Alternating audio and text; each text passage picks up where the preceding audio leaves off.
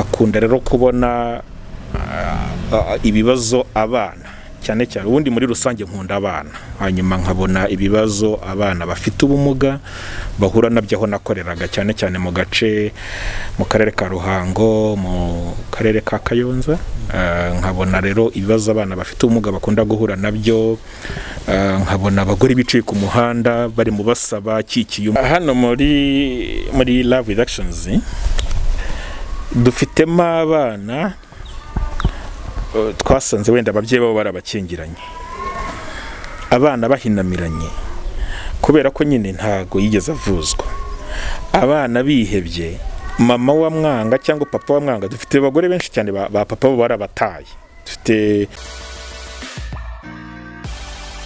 twongeye kubasuhuza mwese mukomeje gukurikira Imfura 250 nk'uko bisanzwe twababwiye ko tuzajya tubazanira ibintu byubaka ibintu bifasha sosiyete nyarwanda ubukerarugendo ese abantu hanze babayeho bate ni kubw'izo mpamvu twasuye ikigo gifasha abana babana n'ubumuga bavukanye ubumuga niyo mpamvu twahageze nicyo kigo cyitwa Love with Actions tukaba twatangira duha ikaze dusuhuza abatwakiriye tubabwira ngo ikaze ku Imfura 250. murakoze cyane mwatangira mwitwibwira se mwitwa bande?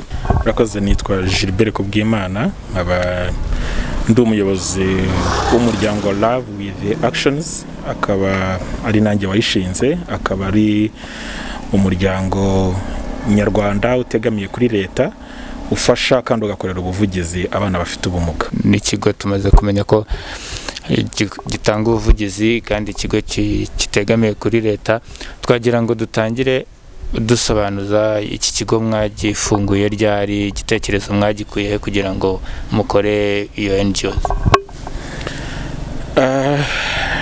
Love with Actions yatangiye mu mwaka wa 2016 hanyuma hagana mu mpera hanyuma imyaka myinshi namaze yimaze nkorera cyane cyane mu biturage hanyuma akazi nakoraga mbere hanyuma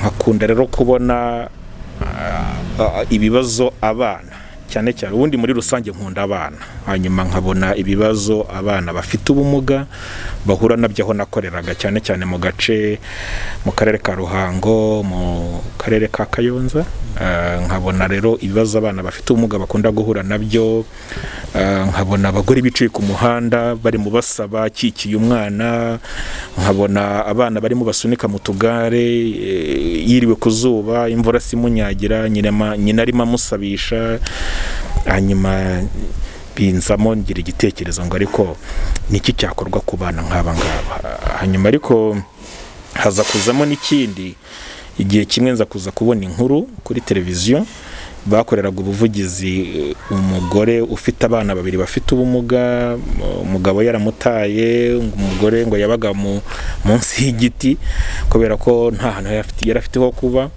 hanyuma arimo ashakisha ubuvugizi bamwita ngo abana be ngo bafite amagini ngo ni amadayimoni ngira ngo n'umunyamakuru karamucika avuga akantu nk'ako ngako avuga ati ariko ko kubirebye wa mugani ubona ko abo bana badasanzwe ubona ko nawe hari ukuntu byari byamuteye impungenge hanyuma igihe cyakurikiyeho njya gushaka abo bana ndababona hanyuma nza kubiganira n'umugore wanjye nabwira ngo ariko nta kintu twakora mu mbaraga nkezo dufite mu bushobozi bw'Imana yaduhaye tugafasha abantu nk'abameze nka kuriya tubyumva kimwe hanyuma umunsi wakurikiyeho twagiye kubashaka turababona dutangira kubafasha hanyuma ntangirira mu karere ka Ruhango mfite y'abana bageze kuri 5 nafashaga kandi nkabafasha mu bushobozi bwanjye umushahara wanjye nahembwaga amafaranga yanjye n'umugore wanjye tukabafasha tukabaha ibyo kurya tukabashakira mituweli ariko igihe kiza kugera ngibazaho ndavuga ariko ibi bintu ko mbona birimo gukora impact birimo gukora impinduka ku buzima bw'abana bana ese byashoboka ko ari ibintu najyamo rwose full time mbyibazaho hanyuma mbisaba Imana bisaba Imana, numva Imana inyemeje mu mutima yuko nshobora gukora kino kintu.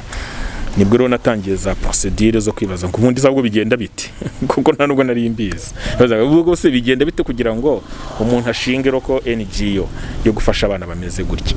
Hanyuma negera ubuyobozi bwa leta, inzego z'ibanze barangayidinga, bangira inama, ubikora gutya. Hanyuma ntangiza uno muryango. Ubu gihe kigeze nza gusanga Ruhango hambera kure, ingendo iki management irangora, ariko nza kureba niba ntakorera mu karere n'ubundi ntuyemo, mu karere ka Gasabo. Hanyuma nibwo naje hano muri Bumbogo. Muri Bumbogo natangiranye n'imiryango 5. Ubu rero dufite imiryango 45, no kuvuga dufite abana 45 bari mu karere ka Gasabo, ariko noneho mu murenge wa Bumbogo gusa. Ubwo rero dukorera mu murenge wa Bumbogo wonyine, nuko byaje. Hanyuma Love with Actions icyo bisobanuye urukundo rufite ibikorwa cyangwa urukundo rugaragazwa n'ibikorwa. Ni ijambo riva muri Bibiliya kuko ndi umukristo. Ni ijambo riva muri Bibiliya mu rwandiko rwa mbere rwa Yohana mu gice cya 3 murongo wa 18, aho Bibiliya ivuga ngo bana bato ntimugakundane urukundo rw'urumamo no mu magambo, ahubwo mujye mukundana urukundo rufite ibikorwa kandi rw'ukuri. Mu cyongereza bavuga ngo dear children, do not love with action with the words or speeches, but love with actions and in truth. Niho nakuye iryo jambo love with actions, nuko byaje naho bituruka. Love with actions, iyo mugiye gufasha abo muhitamo gute abagomba gufashwa? Dukorana n'inzego z'ibanze kuko ntabwo dutuye muri Bumbogo. Ikigo niho kiri, centre niho iri, ariko dukorana n'inzego z'ibanze. Uko rero tubabona, cya mbere hari gukorana n'amadini n'amatorero no gukorana n'inzego z'ibanze, kuko urabizi ko abafite ubumuga ni urwego ruhagarariwe kuva ku rwego rw'igihugu kumanuka kugeza hasi ku rwego rw'akagari. Haba hari buryo umuntu uhagarariye abafite ubumuga. Ubwo rero nibo dukorana nabo, bakagenda batumenyesha, bakatwereka abafite ubumuga aho baherereye. Ikindi cya kabiri ni awareness. Awareness ni ubwo buvugizi dukora. Uje ufite ubumuga akazatubwira ati ariko no ku muturanyi wanjye naho hari umwana ufite ubumuga.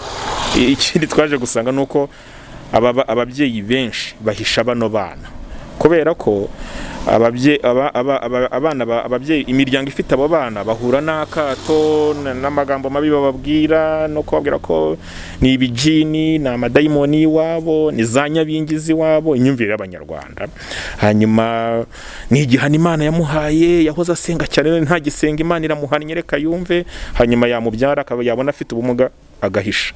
Hanyuma rero tukagenda tubibwirwa n'abaturanyi babo, tukagenda tubibwirwa na mutwara sibo, umuyobozi w'akagari, umudugudu, pastori, padiri. Nuko dukorana n'izo nzego zimwe zifite collaboration nabo, ufatanya nabo, bakagenda batwereka aho abo bana baherereye. Ku bijyanye n'ikiguziho, niba bava ku murenge abo ubuyobozi bwo hasi ku nsengero, ese ikiguzi kugira ngo mu mwakire gihagaze gute? Ni zero. Nta mafaranga tubaca kuko iki ni ikigo cy'Abanyarwanda gifasha abatishoboye. Umuntu rero utishoboye ntabwo uri mubwire ngo araza kukwishyura. Of course birahenda kugira ngo services zo dutanga ahangaha zirahenze, ariko tugenda dushakisha inkunga. Leta iradutera inkunga, tugashaka abatera nkunga hirya no hino. Hanyuma ariko kugira ngo wakirwe muri Love with Actions wishyura amafaranga zero.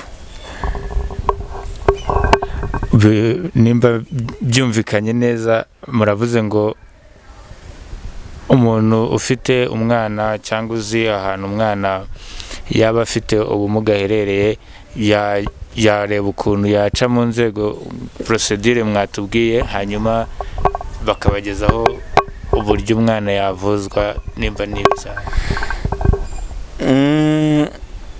Yego. Yego, kubera ko icya mbere love reductions wenda ndaza kubanza ngasobanura ko ngako nuko twabanje kwiha igihe cyo gukorera mu murenge umwe kugira ngo tumenye ngo ibyo dukora birashoboka, ibyo dukora birumvikana, ibyo dukora bifite akamaro, ibyo dukora hari impinduka bitanga. Twiha igihe cyo gukorera mu murenge wa Bumbogo wonyine. Ubwo rero muri criteria ugomba kubuza ufite, ugomba kuba utuye mu murenge wa Bumbogo. Ariko ni igihe gito twihaye kizarangirana n'umwaka utaha. Reka tubanze dukorere mu murenge umwe, tumetrize, tuwumve, tusobanukirwe, nyuma yaho tuzagure. Kubera ko ibikorwa byacu ntibishingiye ko umuntu azakadusanga aha ngaha tukavugana nawe, hoya tujye no kubasura mu ngo zabo. Twanze kuvuga ngo love with actions, dufite umwana uba muri Bumbogo, dufite n'undi mwana uba Shyorongi, dufite undi mwana uba Nyamata, dufite umwana uba Rwamagana, dusanga iyo serivisi ntago izavamo, kuko turabasura tukabana nabo tukamenya uko babayeho mu rugo rwabo. Ubwo rero byatumye tuba dufasha umurenge umwe, ariko turitegura kwagura imbago zacu tukajya mu hirya no hino. Ubwo rero bivuze ngo umuntu uri muri Bumbogo ufite umwana ufite ubumuga nagende naza turebe, harabaza direct. Niba uri umuyobozi w'ibanze, niba uri umuyobozi wa kiliziya, niba uri pasiteri mu rusengero runaka, niba uri umuyobozi mu rwego runaka, niba uhagarariye abafite ubumuga uri muri Bumbogo, ukaba uzi umuryango urimo umwana ufite ubumuga, tumenyeshe, kuko harabo dufite ahangaha byanyuze muri izo nzira. Ubuyobozi bwaratumenyesheje, tujya kureba bariya abana, turabegera, turabankadara, hanyuma tubaha serivisi zo dutanga ahangaha. Nk'uko mwavuze ko ari mu murenge wa Bumbogo muherereye, ubu mufite ubushobozi bwo kwakira abana bangahe? Ntabwo nzi ubushobozi uri buze ko urimo kumbaza ngo dufite ubushobozi bwo kwakira abana bangahe, kuko iki ni ikigo nibyo bita day care center. Ni ikigo cy'umunsi gitanga serivisi zo ku munsi, ntabwo ari ikigo kibamo abana, kuko abana tubafashiriza mu miryango yabo. Abana baraza bagahabwa serivisi zo dutanga, barangiza bagasubira mu rugo rwabo. Support yose dukora, ibyo dukora byose tubikorera mu muryango. Turi muri gahunda ya leta yo gufasha umwana ari mu muryango, kuruta ko dukura umwana mu maboko y'ababyeyi cyangwa y'abavandimwe tukamuzana mu kigo. Oya, ikigo cyacu nijoro kiba gikinze, nta muntu uba uhari. Rero dutanga serivisi zo gufasha abana bari mu miryango yabo. Dufite ubushobozi bwo kwakira abana b'Abanyarwanda. Impamvu nari mbajije ubushobozi bwa ntago ari in terms of ku mafaranga, nari ndimo ndavuga se abana bashobora kuzira nka rimwe mu bijyanye wenda n'abantu babavura babafasha, niho nari mbajije. Hari ikibazo kijyanye na COVID-19 gituma tutakira abana ngo baze icyarimwe ahangaha. Dufite ingengabihe timetable y'ukuntu abana baza. Hari umwana uza saa 2, hari uza saa 3, hari uza saa 4, hari uza saa 5. Dutangira akazi hano saa 2 zo mu gitondo, tugataha saa 11 za nimugoroba. Ubwo rero abana bagenda banyuranyuranamo, ngira ngo hariho umubyeyi mu kanya wabonaga session ye, igihe cyo kuvura umwana kumukorera ubugororangingo cyari kirangiye, ubwo yaratashye. Mu kanya urabona undi araje, mu kanya wabonye abandi bicaye hariya bategereje ko isaha yigera, aba yahageze kare akaba arimo araruhuka. Tugenda dushyiramo rero icyo kintu cyo guhana intera kubera ubwirinzi bwa COVID-19. Tukiri kuri icyo, hari ibindi bikorwa bindi uretse kuvura abana?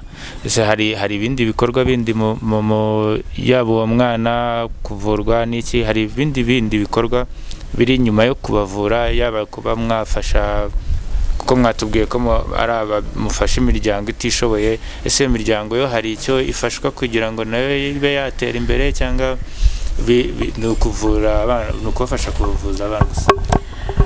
Ubwo nze kubanza nkosore, hano ntituvura, kuko ubwo tubaye tuvura ubwo haba ari clinique, ryaba ari ivuriro. Hano icyo dukora, dutanga serivisi z'ubugororangingo, ibyo bita physiotherapy na occupation therapy. Occupation therapy ni ubuvuzi bushingiye ku gufasha umuntu kwifasha. Hanyuma noneho ngarutse ku kibazo cyawe, ni ibijyanye no gufasha imiryango y'abo bana batishoboye mu bijyanye no kwiteza imbere. Ngira ngo hariya wasuye ba mama b'abana barimo baradoda, tubigisha imyuga y'ubudozi, kuboha uduseke, tubigisha gukora amakarita, ibyo bita carte postale, barabikora ahangaha. Noneho apari yo kuvuza umwana cyangwa kumukorera ubuvugizi akavuzwa, hakanongeraho gufasha wa mwana mu muryango akabaho. Mwabonye ko dufite amatungo, abana tubaha amata, tukakora n'ibyo bita kuboha imirire myiza, kuzamura imirire myiza y'abana. Tugakorana n'ibigo nderabuzima, centre de santé, centre de santé ya Kinyinya na centre de santé ya Bumbogo, aho baduha nutritioniste abafasha mu bijyanye n'imirire myiza cyangwa imibereho myiza. Noneho bakaza gukorana n'abagore, kubigisha guteka. Hano twigisha guteka, kwigisha gutegura indyo yuzuye, kubigisha gutegura amafunguro, kandi ibyo tukabikorera hano kuri center, tukajya no kubikorera muri community mu ngo zabo. Dufite ibyo twise ibyo bita community based rehabilitation. Nubwo ibyo dukora no kumanuka tukajya no muri community aho batuye, ntitwigishe ababyeyi bafite abana bafite ubumuga gusa, tukigisha community yose. Ko ari igihe tugera hanga tugakora community work, bakaza abagore tugashyira hano ya mu mbuga, tukazana umuntu bazi gutegura amafunguro, aba nutritioniste, bakabigisha uko bategura ifunguro, kuko imboga zitegurwa, uko ifunguro ritegurwa, uko ifunguro ritegurwa. Urumva umurimo wacu rurenze bya bindi bavugaga by'abana bafite ubumuga gusa. Dufasha community yose mu bijyanye no guhindura imyumvire, mu bijyanye no kubigisha kwita ku bafite ubumuga, mu bijyanye no gutegura indyo yuzuye, no mu bijyanye no kwihangira imirimo. Turabashimiye kubera umutima w'ibikorwa mwagaragaje kuba mwafasha abana, mugafasha n'ababyeyi babo kugira ngo nabo bave mu cyiciro kimwe bajye mu kindi. Ni ibintu biba bitoroshye. Ahanini hari no kubaza ku rwego rwa, hari imbogamizi muhura nazo cyangwa mwanahuye nazo kugira ngo ibintu murimo igikorwa murimo kigende neza. Ese ku bushobozi ho mufashwa gute na guverinoma, ese cyangwa ubundi bushobozi kugira ngo ibintu mutegura bigende neza, byo bihagaze gute?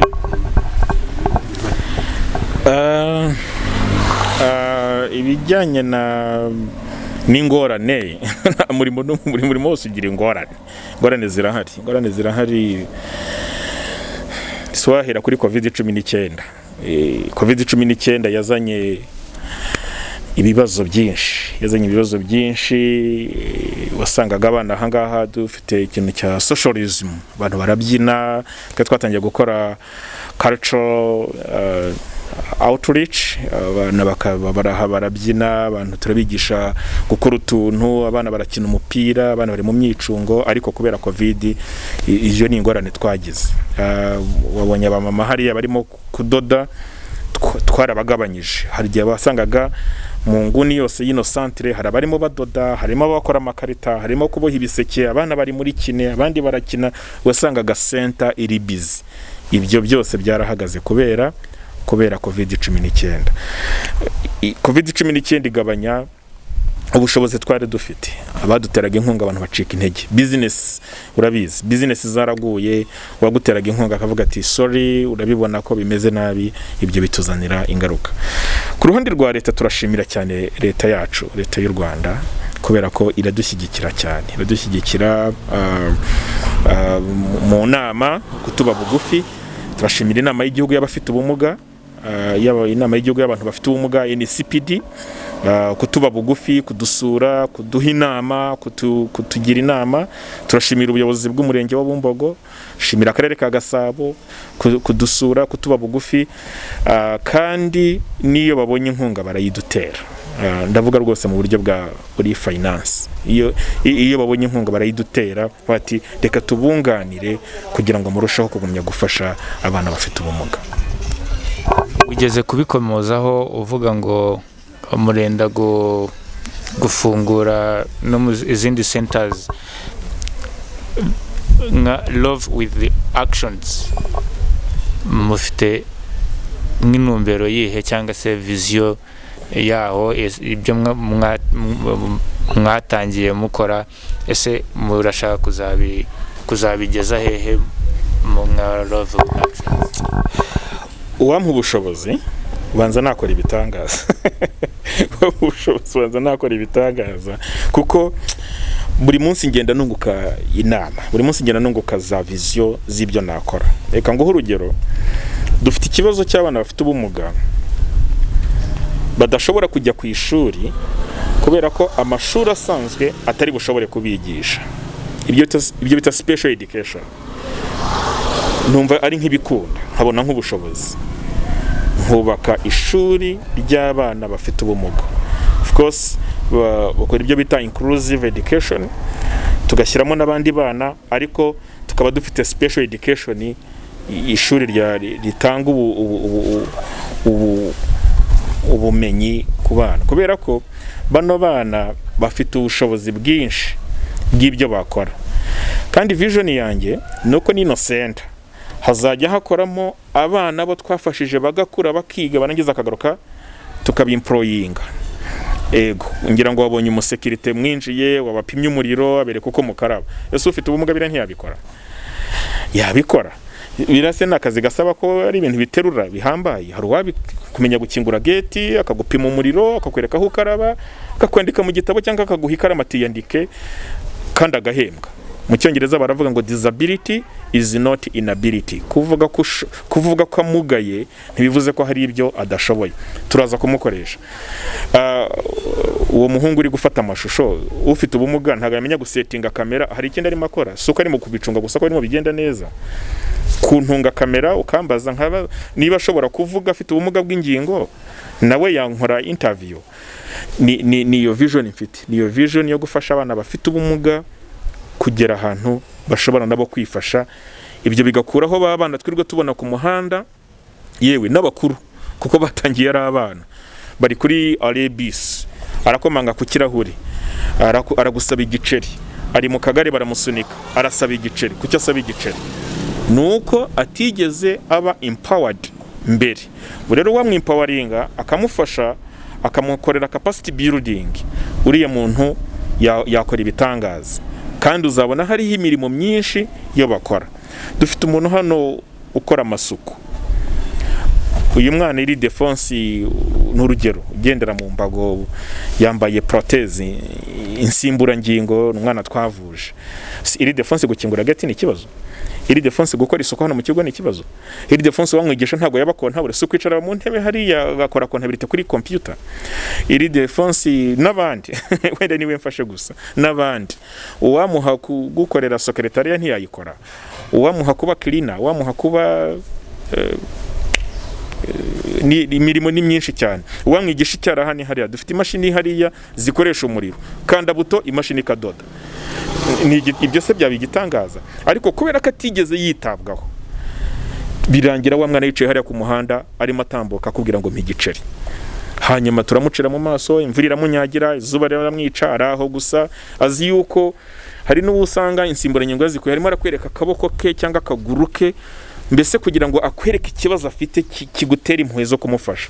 Nanjye nkamubwira ngo icyo kibazo uri munyereka, ngwino nkwereke ukuntu icyo kibazo ahubwo wagikoresha kikakubakira ubushobozi bw'ejo hazaza. Noneho uveho kuba uri musabiriza, uveho kuba ugenda utera impuhwe abantu rimwe batanakureba, ahubwo ejo uzajye kubabwira uti nakoze umushinga, ndashaka kugura kamera nkakora itangazamakuru. Isn't it? Noneho hakarangira wa muntu ahubwo ari igitangaza. Nicyo dukeneye, ni nacyo mpamagarira abanyarwanda benshi, abantu bafite umutima w'impuhwe n'urukundo, kureka kurenga kudushyigikira. Niba dufite ibikorwa nk'ibi badushyigikire, hanyuma tuvana umutwaro kuri leta, tugabanye abantu babyukira mu biro by'umuyobozi w'imibereho myiza mu murenge no mu kagari, ahubwo tubahe abantu bajya gukora akazi n'iki. Kandi njye mbivuga niyo turimo turakirita abakozi, first priority umuntu ufite ubumuga. Kuri ubu turashaka tumwimpawaringa, turashaka twerekane ko afite ubushobozi, arashoboye. Kandi nkundi yo confidence umuntu uzakambira ati ngiye mfite ubumuga ndashaka ko mu makazi urashaka kaye kazi sinize ariko reka tuguha akazi kizamu ry'amanywa warikora tinarisho sugukingura gate nkayikinga nkacunga umutekano urumva nubwo niyo vision mfite kubaka ishuri ry'abana bafite ubumuga kubaka ubushobozi bw'abafite ubumuga tukabavana muri dependance tukabashyira muri independence. Ni vision nziza cyane tubashimira kandi mwumvishe ko basabye mwe mwese muri buze gukurikira iki kiganiro mukakibona ko ni imbaraga za buri umwe kugira ngo ibyo ari gutegura gufasha abana b'u Rwanda abanyarwanda bigerweho. Ntago yabyifashamo wenyine, bisaba dépense nini, ariko aravuze ati wowe ufite umutima si ngombwa ko waza ngo urebe Love with Actions, nawe wafata umwana ku muhanda ukamufasha ukamukura aho ngaho hari, kuko byanga bikunda nawe azavamo umuntu muzima. Ariko nitutabikora n'ubundi nta kintu tuba turi gukora, tuzaba tumuseka nk'uko yahoze abitubwira, tuvuga ngo n'ubundi yigeze kubigarukaho ngo nta magini n'ibintu by'imyuka mibi, ariko siko bimeze. Biriya ni uburwayi busanzwe ariko kandi buranavurwa bugakira. Nka Love with Actions murasaba iki? Uwo nubwo wabivuzeho mbere, murasaba iki ababyeyi n'abanyarwanda baha akato, batarumva ko umuntu ufite ubana n'ubumuga atari umuntu ushoboye, atari umuntu nk'abandi? Niyihe nama n'iki wabasaba? Hano muri Love with Actions dufitemo abana twasanze wenda ababyeyi babo barabakingiranye, abana bahinamiranye kubera ko nyine ntago yigeze avuzwa, abana bihebye, mama wa mwanga cyangwa papa wa mwanga. Dufite abagore benshi cyane ba papa bo barabataye, dufite imiryango 45 ariko imiryango 26 abagabo bataye ingo kubera ko babyaye umwana ufite ubumuga. No kuvuga umwana yabaye n'ikibazo muri famille yatejemo amakimbirane. Ariko abana twamaze bo kwakira, tukabavuza, tukabitaho, n'abamama babo bakaza mu kigo bakagira ibyo bakora bikagira, iyo famille batangiye gutera imbere. Reka rero dukangurire imiryango ifite abana bafite ubumuga nibegera inzego zibanze, abatarabo muri Bumbogo. Iki kiganiro kizarebwa n'isi yose. Nibegera inzego zibanze, nibajye ku kagari, nibajye ku murenge, kuko hariho abahagarariye abantu bafite ubumuga kuva ku rwego rw'igihugu kumanuka kugeza hasi, ngira ngo ku mudugudu hariyo umuntu uhagarariye abantu bafite ubumuga. Nibabegere, babafashe, babayobore. Love with Actions ntago ari imwe mu gihugu, hari indi miryango ndayizi ifasha abafite ubumuga. Hari serivisi zitangwa ku nzego zibanze zo gufasha abatishoboye, babafashe kuruta kuriya muntu agenda akaba ahantu kugeza igihe uzumva yapfuye. Uzi kumva famille y'ahantu bavuga ngo muri rwo hapfuye y'umuntu, bati ninde wapfuye? Ngo ni umuntu wahabaga ariko ntago bamuzi wari ufite ubumuga. Vuga uwo muntu ntiyarazwe, ariko yageze igihe none yapfuye ajya hagaragara, abantu barahurura bajya gutabara. Birashoboka kandi natwe twapfushije abana 6 kuva aho ntangiriye no muryango. Bishwe no kutitabwaho, bishwe no kudakurikiranwa, bishwe no kutwahuye nabo byararenze. Ariko aho dutangiye kubafashiriza ntawe ugipfa hano. Reka abantu barapfa kubera ko ku isi twese tuzapfa, ariko frequency y'ukuntu abana bapfaga yaragabanyutse.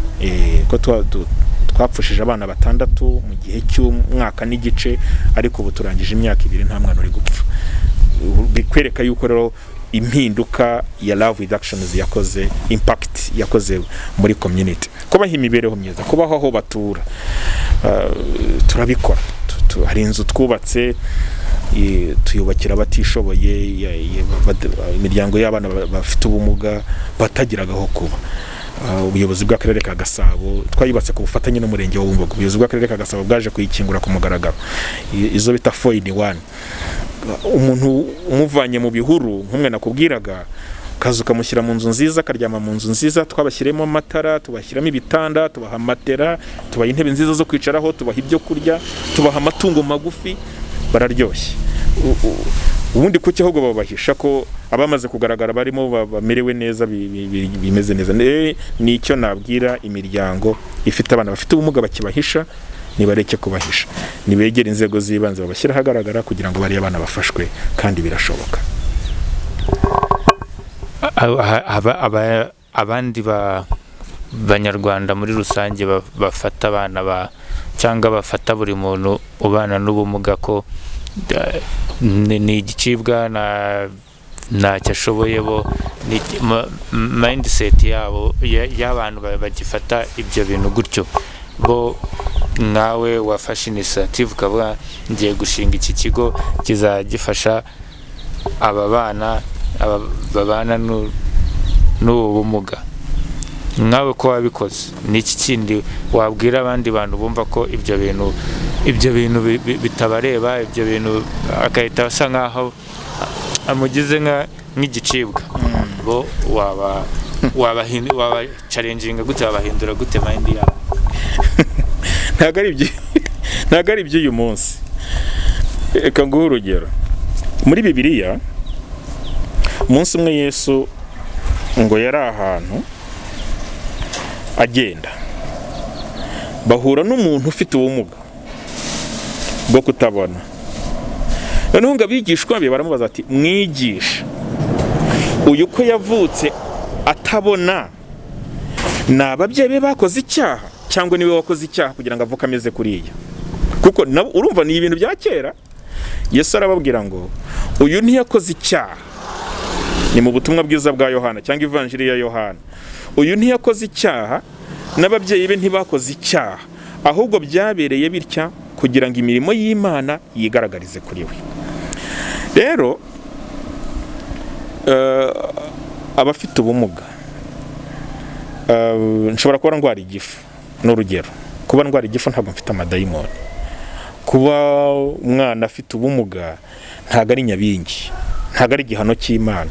Harabo twahuraga ngo yahoze aririmba muri korari, ngo nuko ngatwara indanga byara umwana ufite ubumuga, ngo Imana ntikina, ngo rese ngo Imana ntiyari kuviramo aho. Ukuvuga Imana uyigize nk'umugome wicaye hariya ihorana ikibando cyo gukubita abantu bakoze ibyaha, hanyuma Nafutali cyangwa Gilbert icyaha yakoze, victime akaba umwana yabyaye.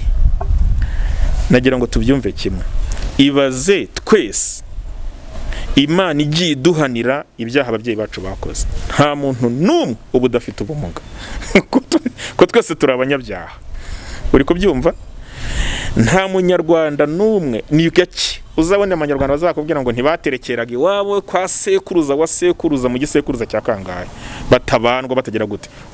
Tugiye kureba ibyo uko abantu babivuga, twese twaba dufite ubumuga. Ubumuga rero ni uburwayi nk'ubundi.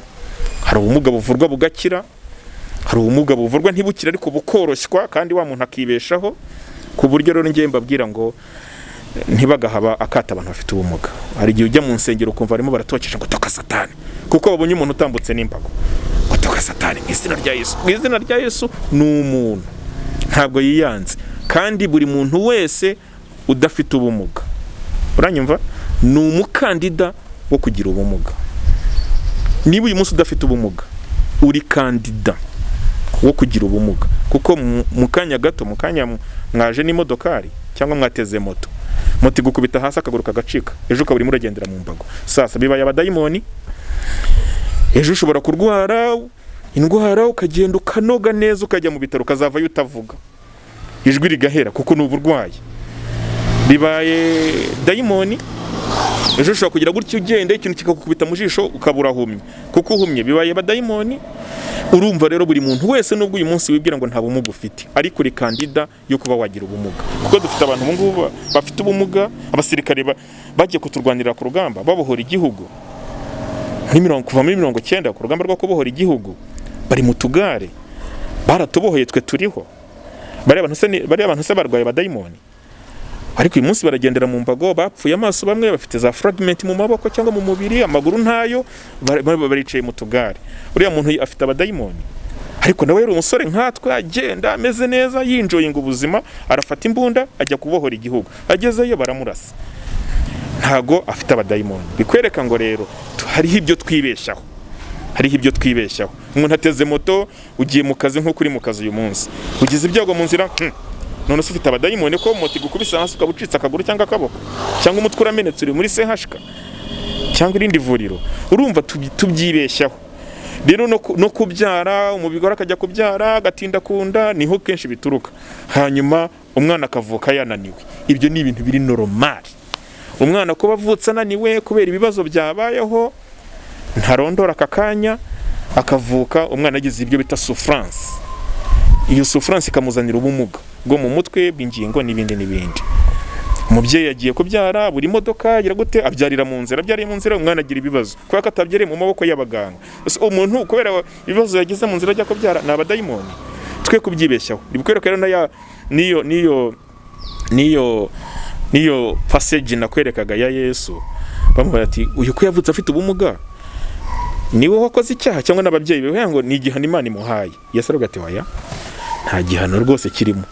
Nta babyeyi be nta cyaha bakoze, nawe nta cyaha yakoze, byabereye bityo kugira ngo Imana ihabwe icyubahiro.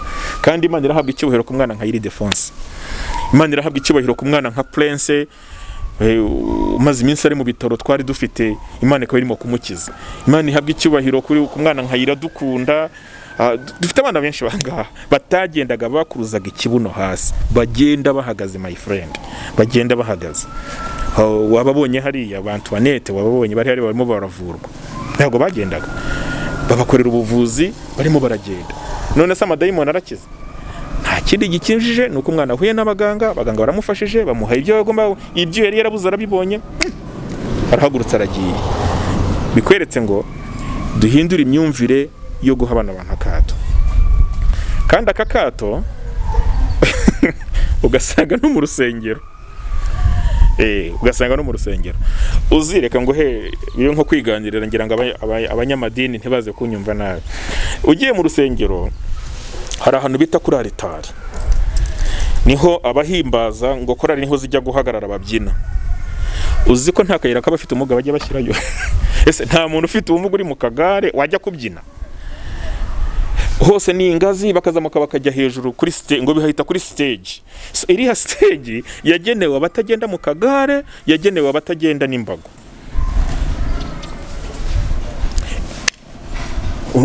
Ugahita ubibona, ariko no mu rusengero haba makene cyakato.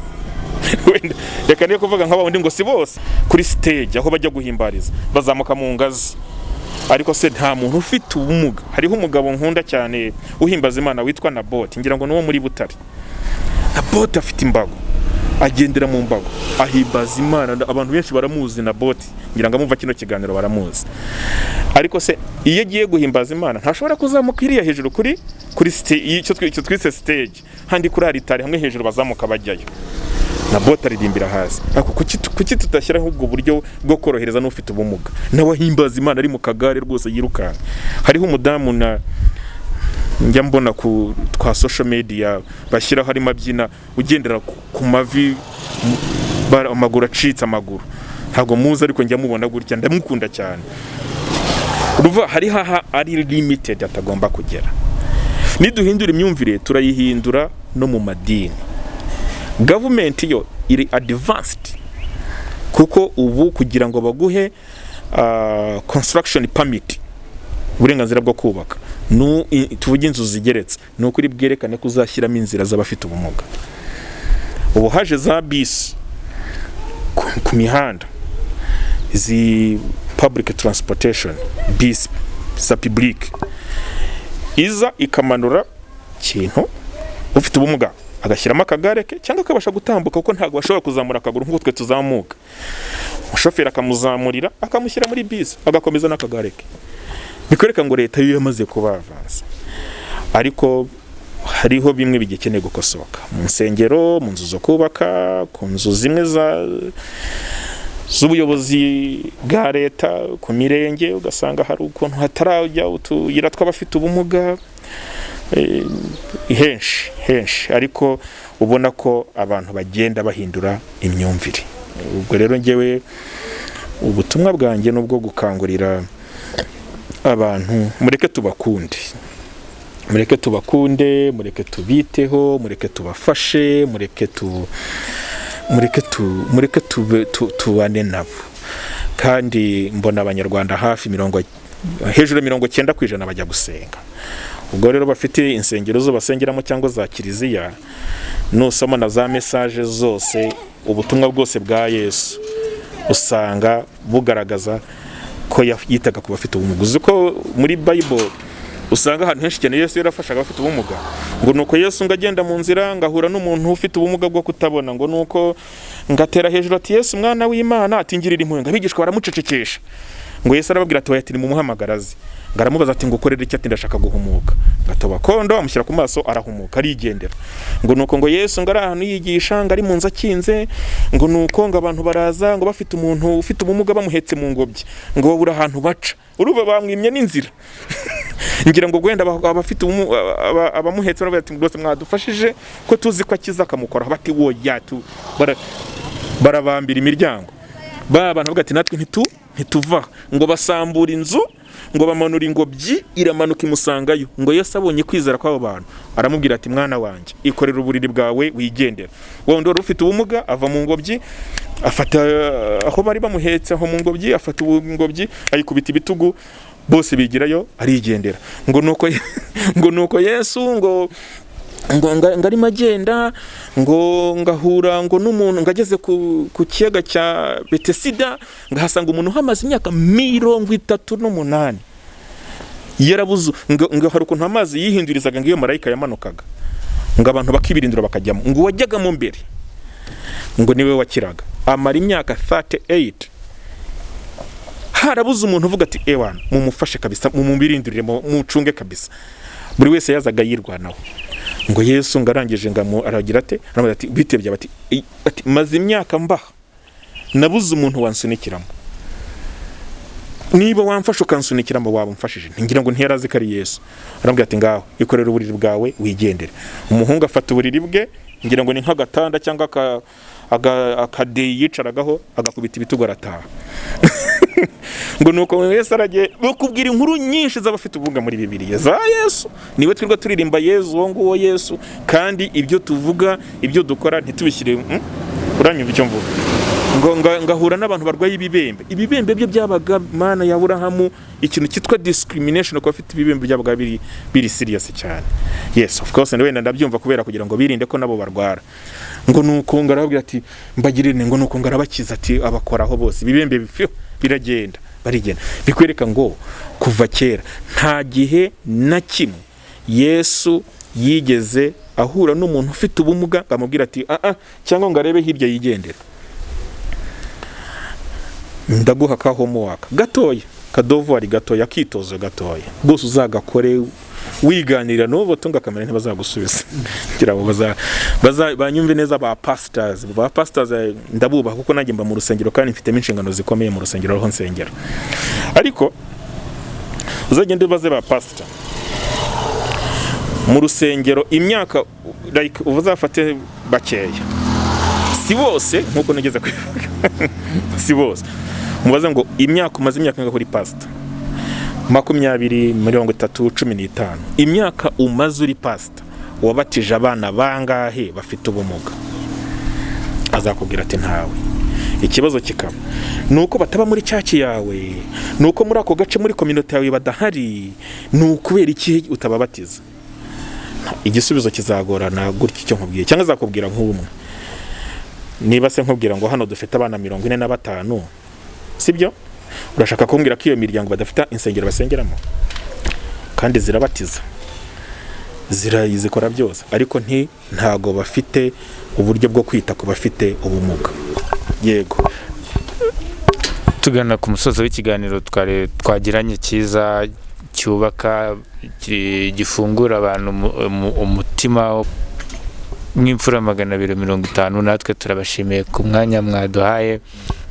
Ese hari ikindi kintu twumva tutavuze cyangwa ubundi butumwa bwihariye wagira abanyarwanda ndetse n'abana babana n'ubumuga muri rusange n'ababyeyi babo? Cyambere reka mbaze nshimira imfura 250 ntabwo gena rimbazi ariko kuza kutureba no mugisha ni iby'agaciro. Imana ibaha umugisha. Cya kabiri muzagaruke. Cya gatatu nimubona nimunyura ku muntu ufite ubumuga ntimukarebe hirya. Hariho umuntu umwe yaravuze ngo nunanirwa kugaburira abantu 100 basigaburira umwe, kuko ntuza ni wasake cya kigo gitanga amazi kiravuga ngo every drop count, kwa kundi amazi ari matakara gutya ngo buri gatonyanga kose kaguye kagucisha amafaranga. Muri Love with Actions every single support counts.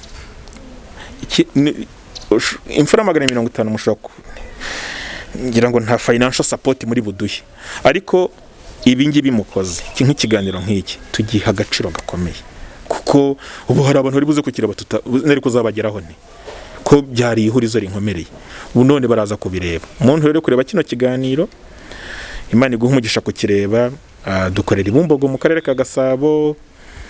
Contact zacu muzazishyireho mu kiganiro nta kibazo, nta kintu bitwaye. Muzashyireho social media platform yacu, yaba Instagram, yaba Twitter, yaba Facebook, byose birahari, biriho. Turaza kubibaha hanyuma abantu badusuri.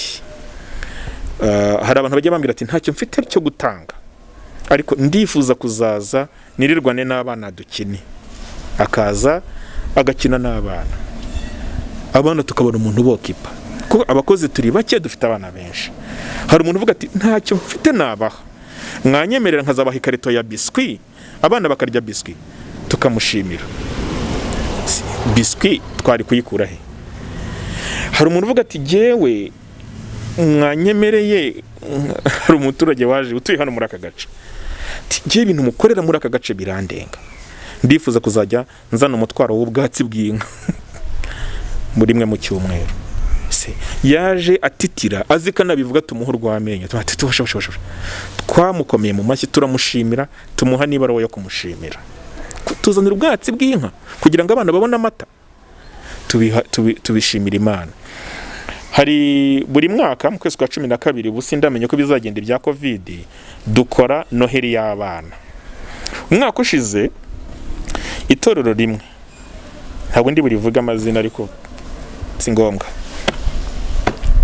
idini paruwasi imwe yo mu itorero ry'Abangirikani barambwira bati abana bo muri Sunday school bo mu church barifuza kuzaza gusura abandi bana, atariko nta kintu bafite bazazana, ariko buri mwana afite bombo. Ndavuga wow, bombo, please come. Abana baraje, tubategurira abana hano, tubashyiriraho umuziki, abana babyina n'abandi bana, ubyina n'uri mu kagare, ubyina n'ufite imbago, abana buri mwana wese bamuha bombo, urazono zimwe zo kugati, buri mwana wese bamuha bombo yo kugati. Nubi yo image yanze kuva mu bana, abana babazaniye bombo yo kugati. Bombo igura ngahe? Si 10, ngira ngo ni 10 ahari. Ibyo ni ibintu byoroheje by'umutima, si ikibazo cy'ubushobozi, ni ikibazo cy'umutima. Ngewe rero ndabwira abatkurikiye ikiganiro n'abakurikiye televiziyo Imfura 250 badusure hano Ibumbogo hafi y'ibiro by'umurenge niho dukorera. Bagiye kukurikira amakuru yacu kuri Facebook page, Instagram na Twitter, bareba ibyo dukora.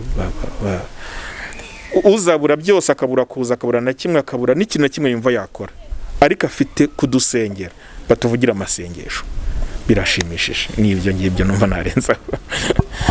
Murakoze cyane, reka tubashimire. Murakoze cyane nawe.